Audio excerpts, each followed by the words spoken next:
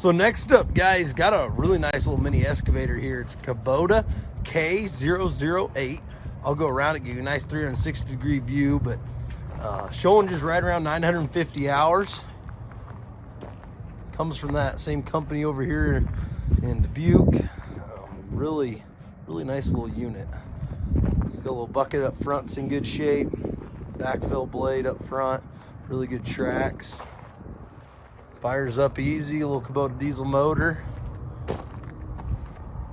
Seems to be in pretty dang nice shape, guys. I'm here with one of the guys here in the yard. He's gonna fire it up and give you a nice demo. Starts up right away. Spin it around for you. It does have a little auxiliary hydraulics coming out the front as well.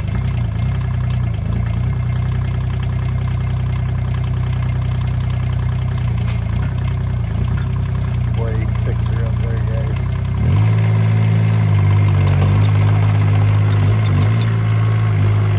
Working around good there.